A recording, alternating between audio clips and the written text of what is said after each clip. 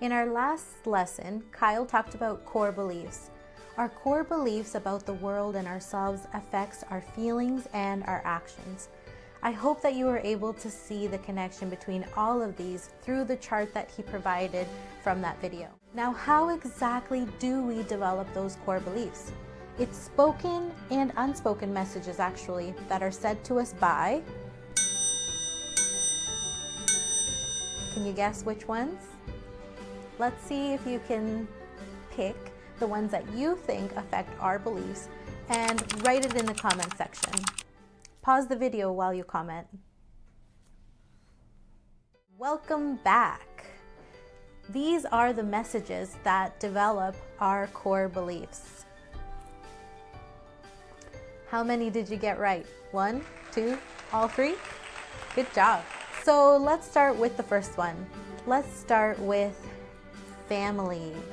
Family is a big part of developing our core beliefs. The way that we grew up has a lot to do with what we believe about the world, ourselves. The family or the environment that we grow up with molds our perspective, personality, experiences, and our health. But each person is different and they absorb different things from their upbringing.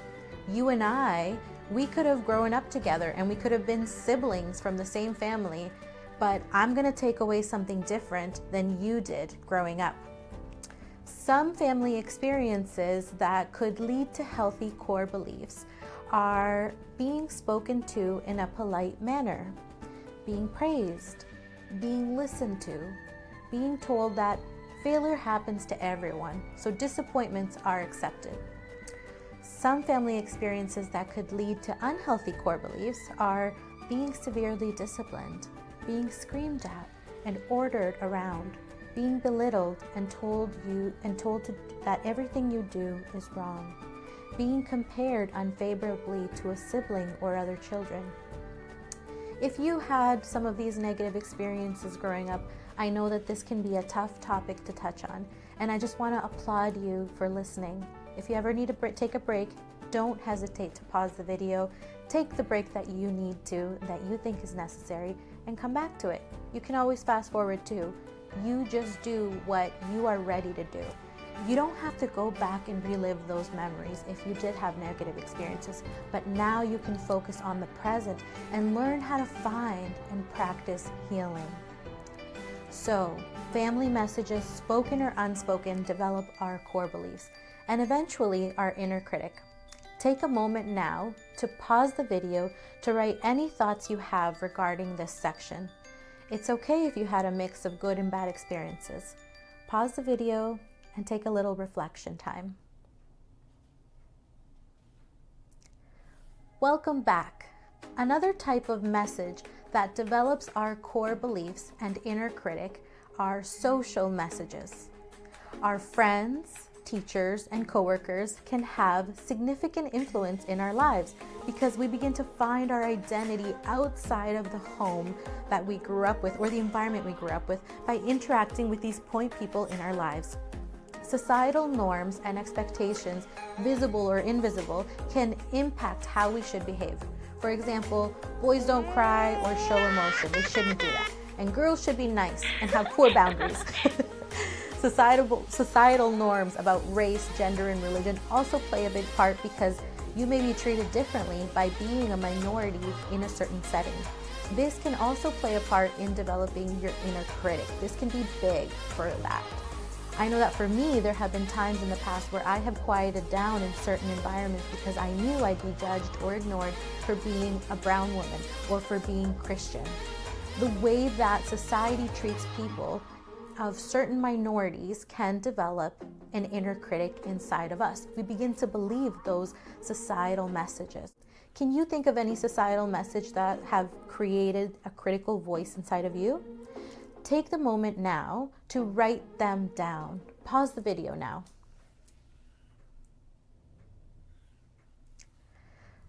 Not only I hope you were able to pinpoint what societal messages have been influencing on creating your critical voice, but I hope that you were also to write down some truths to wash over those critical voices that our society can have about us.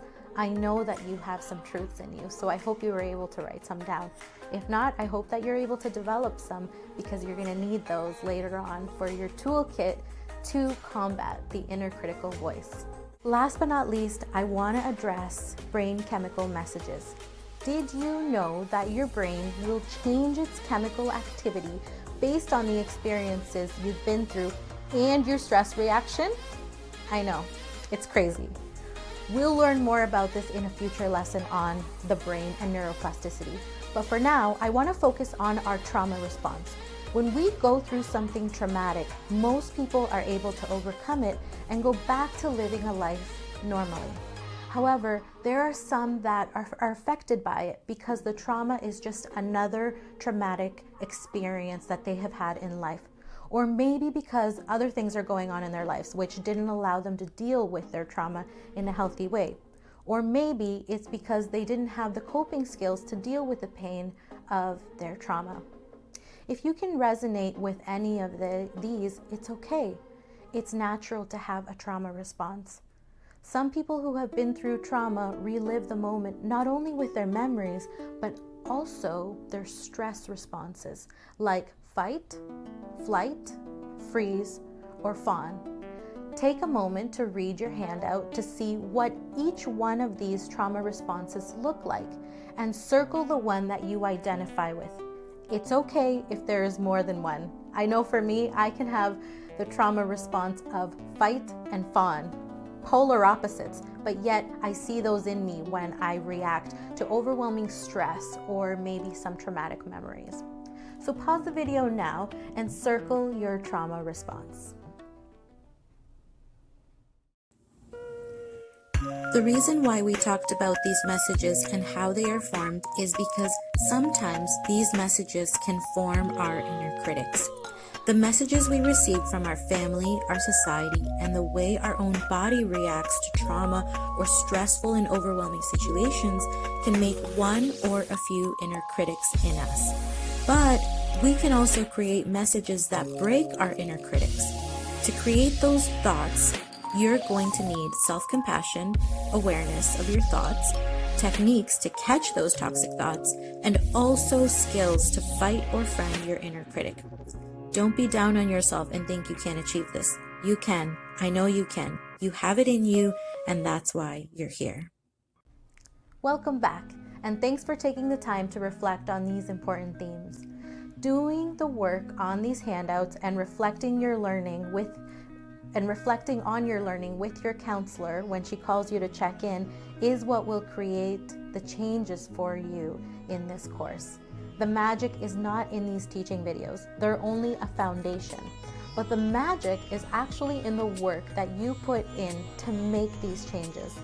And it's going to happen when you reflect with others and reflect on your own. So, can't wait to see how far you'll come by the end of this course. Bye for now.